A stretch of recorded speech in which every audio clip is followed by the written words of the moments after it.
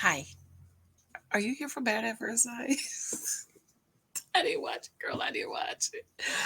I I didn't watch it. Okay. It's raining. We have a snowstorm coming. And I thought, let me stay in bed just a little bit longer. But I have this story to talk to you about, and I want to know what you think, honey. Kierra Sheard says she does this to keep her son husband from cheating. Okay, her son husband from cheating. Y'all know who Kierra Sheard is. Okay, Kierra Sheard is a bona fide church girl. Let me show y'all something. So those of you who's been in the church for a minute, especially if you are Kojic, you remember this, don't you? That's Kierra Sheard and her mama, right? And her mama. So she is a bona fide church girl. Okay, Kierra Clark, she's a church girl. Okay, we grew up with listen to Kierra and the Clark sisters. Okay, so honey girl, she's singing, and we was waiting for her to get married, girl. So when she announced she getting engaged, I was like, oh, thank you, Jesus, thank you, girl.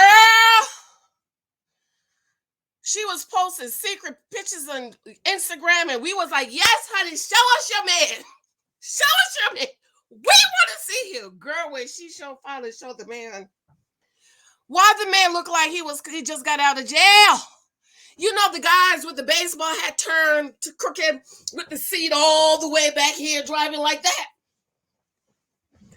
We all gasped. We was like, oh my God. So they finally got married, and she says she does this thing. This is what she does to keep her son husband from cheating on her. We're gonna talk about it. And I want to know what y'all think about it. It's Friday. Happy Friday. It's raining here in Jersey. We're expecting a snowstorm. We're expecting a snowstorm today. You know, I love the snow. I love the snow. I wear my Black History Month period shirt. If you want one of these on my Facebook, Janicehylton blog. I think I'm gonna post them on YouTube because a lot of people said they're having problems finding it. I want to thank you for your love and your support. I'm on my way to 17,000 cousins. Thank you, Jesus. And I appreciate all of your love and support. Welcome to all of our new cousins, and especially my church cousins. Thank you for picking up. Take your cookie off the table. Sorry, wrong person. Take your cookie off the table, and of course, all of my other dating books, okay? Ladies, dating for marriage, I need you to pick these books up. Let me say this. I, over here, Janicehylton, I say a lot of things that people think, but they don't say. See, I am trying to save as many women as I possibly can from being the naked wife and from making a mess and a fool of your life. See, over here, they can't beat me down with the Bible. Okay. they can't use the scriptures out of context to beat me down over my head. This is why I go hard over here on Church Girl. And I say a lot of things that people are not saying. They're thinking it, but they don't want to say. But I'm going to say it because I want to help you. And I want to help to keep you from making a mess of your life. And this is why I am encouraging as many women as possible. If you have made a mess of your life by choosing the wrong man, by being a hoe, by all the crazy things that women do, I want you to write a book. I am encouraging as many women to possibly write a book because we have to help the girls behind us, okay? We absolutely must help the girls behind us. There's no reason for any woman that's been on my channel for any length of time, 3 months at least, and is listening to my content over and over, and you're getting it in your spirit and you're reading my books. There's no reason for you to be the naked wife, and there's no reason for you to be 10 years a girlfriend, and there's no reason for you to choose the wrong man. And God knows there's no reason for you to be dishing the cookies out, okay? All right, honey. So yes, Kierra Clark, church, bona fide church girl. I mean, church girl. Grew up in church, grew up with her, singing, her mom, the family, love them, right? Love her. And she shared a couple of, as a lot of young women do, you go through stuff by choosing wrong, by, dishing out the cookie to make, to say I love you. So she shared her testimony. So me, like everybody else, was waiting for her to get married. Her and the other girl, Jacqueline, Jaslyn, whatever her name is. Okay. So I was really excited when the buzz in the church girls group was like, oh my God, Kierra Sheard is dating, girl. She got her a friend. And like I said, when we finally saw the man, we was like,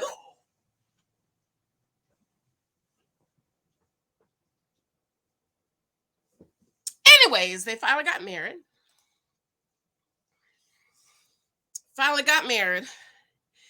And somebody sent me an article and asked me, Janice, what do you think about this article? And I'm going to read the article for you. I'm not going to read it. I'm going to read it from Obnoxious TV. I love the way he writes. I think he shades a lot of people in his writing, and I just be hollering when I read. I wonder if he wrote a book. Okay, a lot of people's not big fans of Obnoxious, but I love his writing. Maybe it's because I'm a writer and I can see the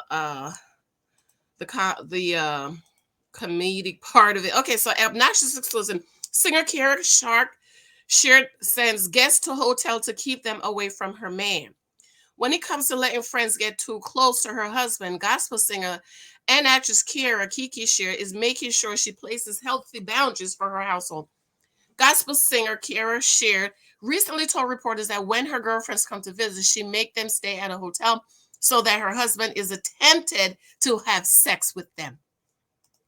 So that her husband is not tempted to have sex with them. This, I think, this is the part that a lot of people are having problems with. Okay. So basically, you have to keep your husband to keep it in his make it make sense. Okay. I'm gonna read on. I'm gonna read. Okay. So she said she don't want her husband to be tempted, as if he not gonna see women in the road, because you know she taking care of him, girl. You know, son husband, ladies are the husbands you take care of. You know, because you can't do it. Okay. She'd married landscaper. Landscaper.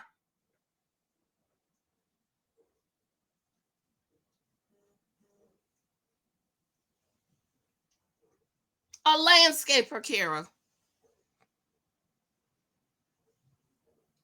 I really saw her marrying like a pastor, a bishop, a president of some kind of company or something.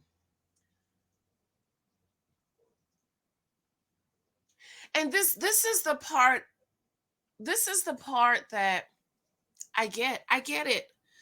God knows I get it. This is why I go hard over here, ladies, because I want to remind you, I got married at 35. I was almost 36 when I got married. I married May and I turned 36. So I understand. God knows I understand when you've been wanting to get married and you've tried this and you tried that and you date this one and you date that one.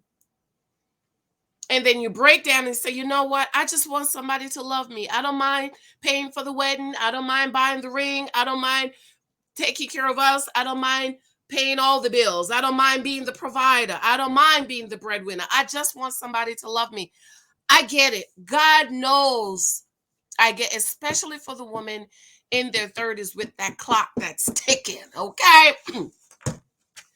That clock, when that clock is ticking, but God knows Janice ain't gonna marry nobody that I'm gonna pay alimony to if it don't work out. I'm just saying, that's just me. But anyways, Sheard married landscaper Jordan Kelly on December 12th in their hometown of Detroit.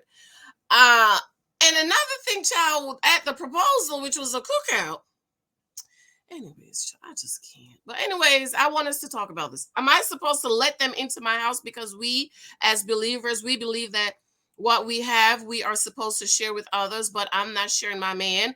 She told us, since I'm not sharing my man, I have to be cautious with everything else that I share as far as with him being there too.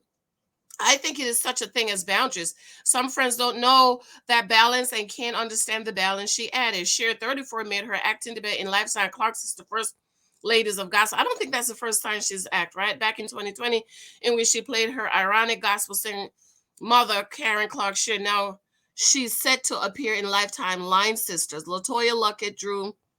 What are your thoughts? What does this What does it say about trust? What does it say about her view of men? I mean, if she married him, I mean, view of men. But anyways, I want to talk about this. What do you guys think about that? Now, personally, and they're eating it up in the girls group, okay? On the church girls group. I really think it's 5% wisdom and 95% insecurity. I don't think she's wrong. I think it's the way she said it's wrong. Okay. I think that's what people's really I understand what she says because I do believe I feel the same way. I don't People don't come to my house. There is no hanging out in my house. I've been married 9 years. Not none of my girlfriends can come talk about they had a movie night at Janice's house that was at my house for drinks. For what? You have a TV at your house. I have a TV. You watch your TV. I watch my TV. You got drinks at your house. But I think that has to do with how I was raised. I was raised to stay in my home. You stay at your home. I don't believe in sleepovers. My daughter is 27. She's never gone to a sleepover. I did have a sleepover party. What's that called? The bachelor? No. Girls' night party. She wanted a girls' night party for her birthday, and so I had like 22 girls in my one-bedroom apartment. That's what she wanted. She wanted all the girls from school and church to come, and they had what is it called with the girls do the party, right?